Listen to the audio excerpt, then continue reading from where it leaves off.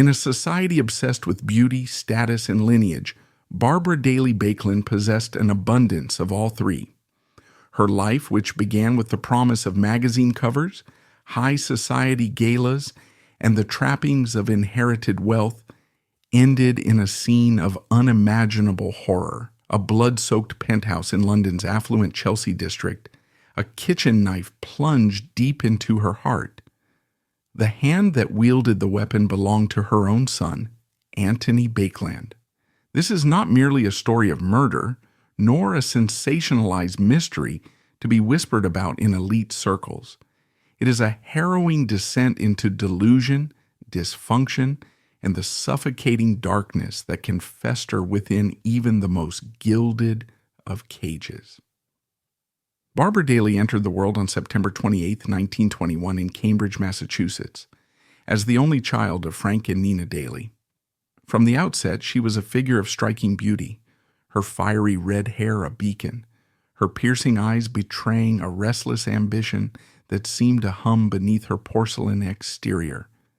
Her father, Frank, was an industrialist whose fortunes had been battered by the Great Depression, leaving him a shadow of his former self.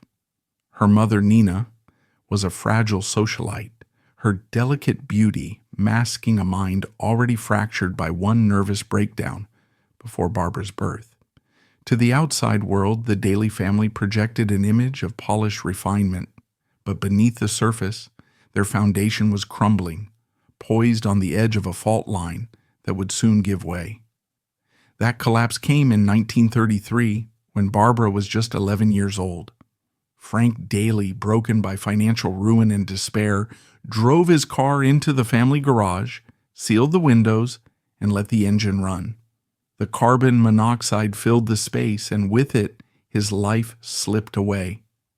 It was Barbara who discovered his body, a child cracking open the garage door to find her father, enveloped in a cloud of exhaust and hopelessness.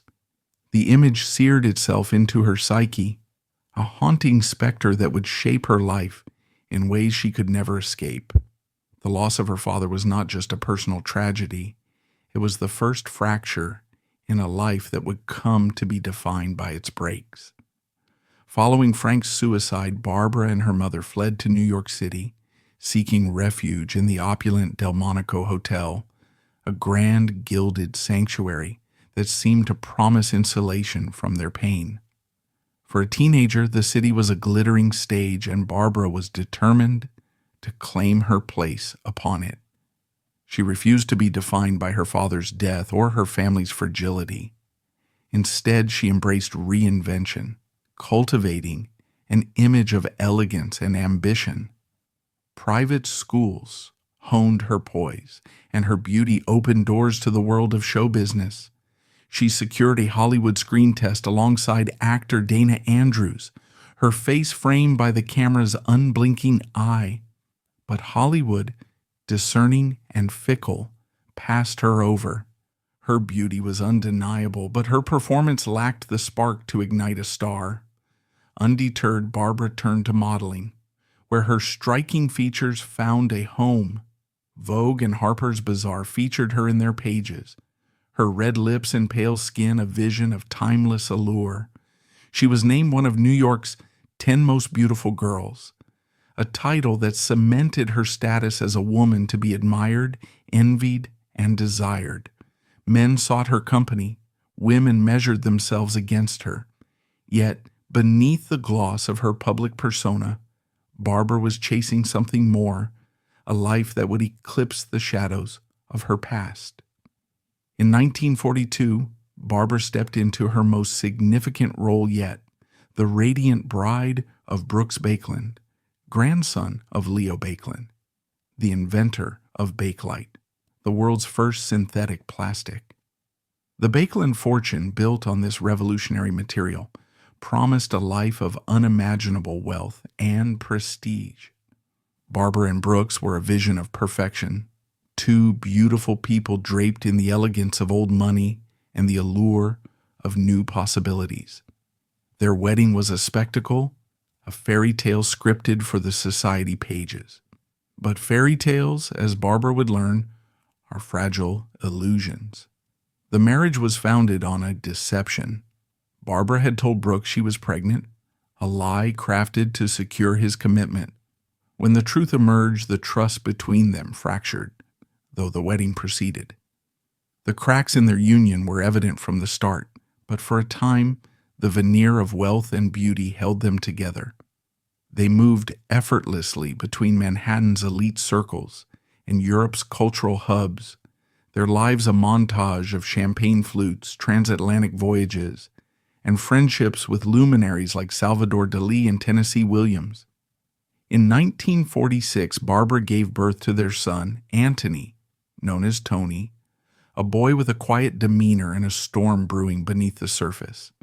From the moment of his birth, Barbara poured her ambitions into him, envisioning a son who would embody fame, intellect, and charm. She wanted Tony to be the perfect reflection of her own unrealized dreams. But Tony was different, sensitive, introspective, and increasingly withdrawn. As he grew, the tensions within the Bakeland household intensified, the family's glamorous facade masking a growing dysfunction. The Bakelands split their time between Manhattan, Paris, London, Zermatt, and the Spanish coastal town of Decay, where they mingled with artists and intellectuals. Their lives were the stuff of magazine spreads, but the photographs never captured the undercurrents of strain. Barbara's drinking escalated, her behavior growing erratic. She hosted decadent parties where guests played scandalous games such as Guess the Husband, where blindfolded wives identified their spouses by touching their bare legs behind a curtain. Brooks, disillusioned, sought solace in extramarital affairs. Barbara, unwilling to be outdone, followed suit, her own liaisons marked by jealousy, drama, and chaos. One affair with a Spanish physicist ended in a blaze of insults, another in a storm of shattered china. By the 1960s, the glittering facade of Barbara Daly Baekeland's life was crumbling, revealing a woman trapped in a spiral of personal and emotional decay. Her marriage to Brooks Bakeland, heir to the Bakelite fortune, had once promised a fairy tale of wealth and prestige, but by this decade, it was disintegrating under the weight of infidelity, resentment, and her own escalating instability. The beauty that had once graced the pages of Vogue and Harper's Bazaar was fading, eroded by years of heavy drinking and a mind increasingly unmoored from reality. With her marriage in tatters and her social standing fraying, Barbara turned her focus to her son, Antony, known as Tony, a young man grappling with his own identity. What followed was a tragic collision of obsession, dysfunction, and unimaginable betrayal that would culminate in one of the most shocking crimes of the 20th century. Tony Baekeland, born in 1946, was a sensitive and introspective young man whose quiet demeanor masked a growing inner turmoil. As he entered his 20s, he began to explore his sexuality, identifying as gay or bisexual, a revelation that Barbara, steeped in the rigid social expectations of her elite world, could not accept. To her, Tony's orientation was not a facet of his identity to be embraced, but a flaw to be eradicated, a stain on the perfect image she had envisioned for her son. Her response was not one of understanding or support, but of relentless, suffocating control, as she embarked on a campaign to fix him, determined to mold him into the idealized son she believed he should be. Barbara's efforts were both extreme and invasive. She dragged Tony across continents, from the sun-drenched shores of Decay, Spain, to the bustling streets of Paris and London, in a desperate bid to separate him from romantic partners she deemed unacceptable. In Morocco, she forcibly removed him from an Australian boyfriend, viewing the relationship as a threat to her vision of Tony's future. Her interventions grew more disturbing.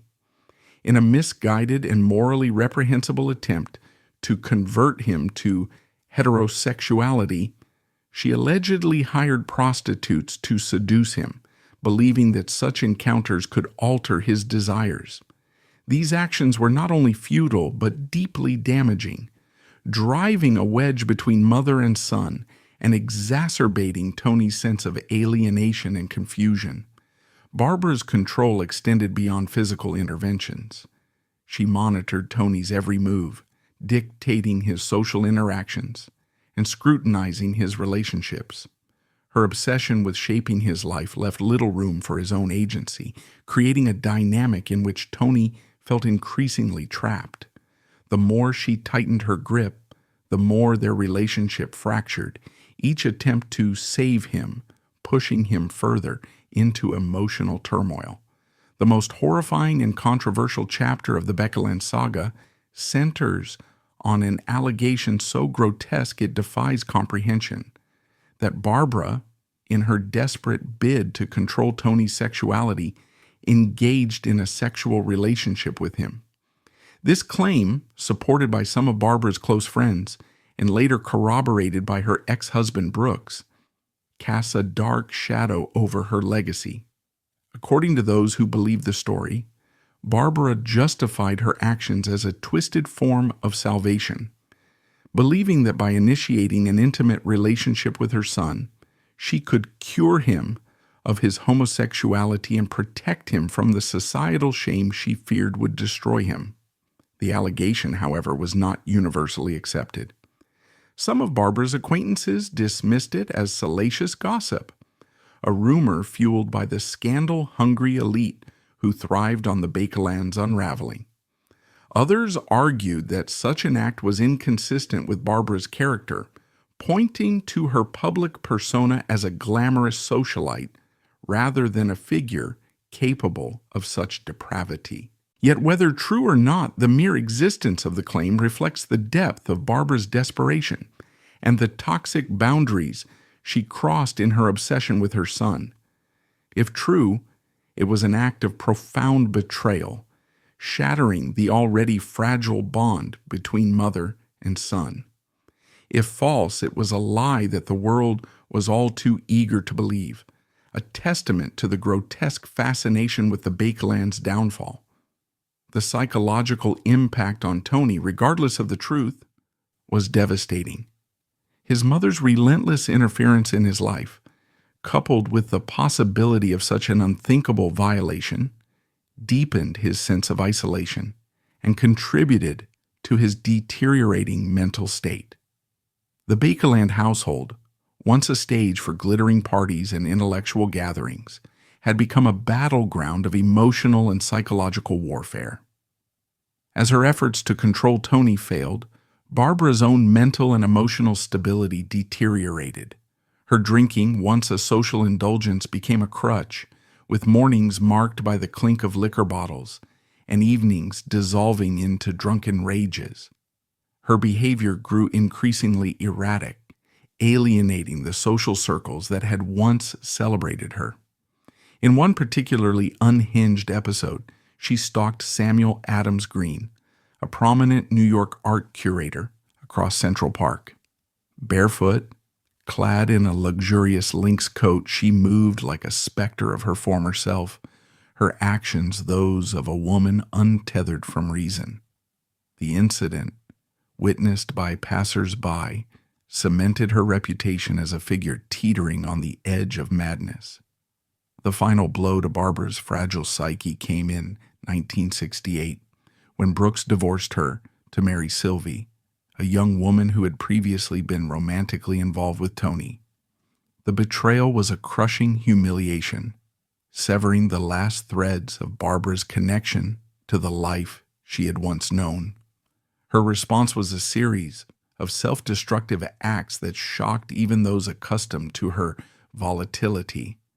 In Paris, she overdosed on pills, narrowly surviving.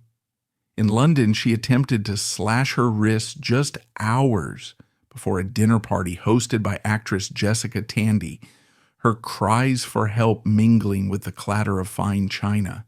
She raged against her own reflection, screaming at mirrors as if they held the answers to her pain. Her nights ended with desperate pleas to strangers, taxi drivers, acquaintances, anyone who would listen, to stay with her, to fill the void of her loneliness. The woman who had once been the epitome of elegance, her face immortalized in fashion magazines, was now a tragic figure, her beauty eroded by alcohol, grief, and a mind in freefall. Her descent was not just personal but public, a spectacle that both fascinated and repelled those who had once called her friend. While Barbara unraveled, Tony was grappling with his own demons. Diagnosed with schizophrenia in his 20s, he exhibited signs of increasing volatility, his once quiet demeanor giving way to unpredictable outbursts. His mental illness, compounded by the suffocating pressure of his mother's expectations and the trauma of their dysfunctional relationship, left him adrift in a world he could neither navigate nor escape. The Bakeland household, with its constant tension and emotional volatility, was a breeding ground for his instability. In 1972, Tony's fragile mental state erupted into violence. During an altercation in their Chelsea apartment, he attacked Barbara with a knife, an act that could have ended her life. Remarkably, Barbara, steeped in denial and desperate to protect her son, refused to acknowledge the gravity of the incident. She declined to press charges, insisting to friends and authorities that Tony was fine and that the attack was a misunderstanding. Her refusal to confront the reality of his mental illness and her own role in their toxic dynamic only hastened the tragedy that loomed. The Bakeland household was a powder keg, its fuse burning ever shorter. Barbara's denial, Tony's untreated schizophrenia, and the weight of their shared history created a volatile mix that could not be contained. On November 17, 1972, the simmering tensions in the Bakeland household exploded in a moment of unimaginable horror. Barbara had spent the day with a friend, lunching in London's fashionable Chelsea district and raving about Tony's talents, his artistic potential, his intellect, the promise she still saw in him despite their fractured relationship. Returning to their apartment at 81 Cadogan Square, a luxurious penthouse that belied the chaos within, Barbara and Tony became embroiled in an argument. The trigger remains unknown, a trivial slight, a resurfaced grievance, or perhaps the cumulative weight of years of pain. Whatever the cause, the outcome was catastrophic. In a flash of rage, Tony seized a kitchen knife from the counter and plunged it into his mother's heart. The act was swift, brutal, and irrevocable, ending Barbara's life in an instant. The woman who had once been the toast of Manhattan's elite, whose beauty had captivated the world, lay dead on the floor of her own home, betrayed by the son she had loved so destructively. When the police arrived, they encountered a chilling scene. Tony, eerily calm, sat in the apartment, having just ordered Chinese food. He asked the officers why his mother hadn't visited him, his words betraying a disconnect from reality that suggested he was unaware or unwilling to accept that she was dead. He was arrested on the spot, charged with murder, and later convicted of manslaughter on grounds of diminished responsibility due to his schizophrenia. He was committed to Broadmoor Hospital, a high-security psychiatric facility for the criminally insane, where he would spend the next several years.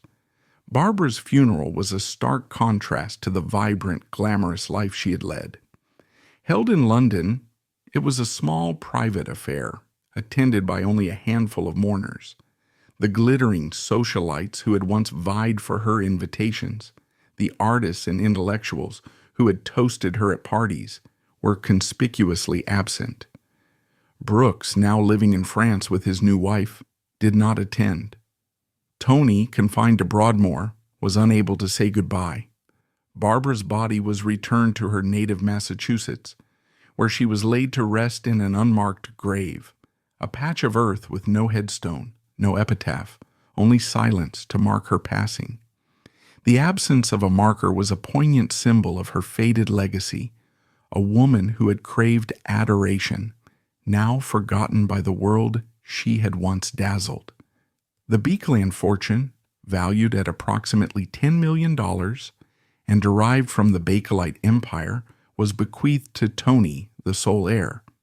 However, his grandmother, Nini Daly, contested the inheritance, perhaps recognizing that Tony's mental instability made him unfit to manage such wealth. The legal battle over the fortune added yet another layer of tragedy to the Bakeland saga, pitting family members against one another in the wake of Barbara's death.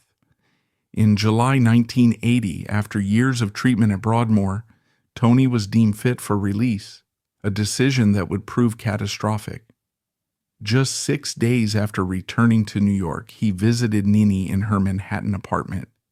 In a chilling echo of his mother's murder, Tony attacked his 87-year-old grandmother, stabbing her 8 times. Miraculously, Nini survived the assault, her resilience a testament to the strength that had carried her through decades of family turmoil. Tony, however, was not so fortunate. Arrested and incarcerated at Rikers Island, he succumbed to his own despair on March 20th, 1981. At the age of 33, he suffocated himself with a plastic bag, a grim nod to the Bakelite legacy that had defined his family's wealth, and, in its own way, their destruction. The life and death of Barbara Daly Baekeland have been chronicled in books, documentaries, and the haunting 2007 film Savage Grace, in which Julianne Moore delivers a searing portrayal of Barbara's tragic complexity. Yet no retelling can fully capture the depth of her story.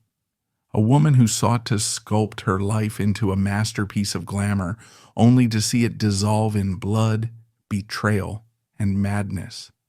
Her legacy is not merely one of scandal, but of profound unanswered questions. What drives a mother to love her son so destructively that it consumes them both? What compels a son to take the life of the woman who gave him his own? Where lies the boundary between devotion and obsession, between care and control? The Bakeland tragedy serves as a cautionary tale about the illusion of invincibility that wealth and beauty confer. It is a story of masks, those we wear to dazzle the world, and those that crack under the weight of hidden pain. Above all, it is a reminder that privilege, far from shielding us from suffering, can amplify the fractures within, leaving behind only the echoes of broken hearts and the lingering question of what might have been.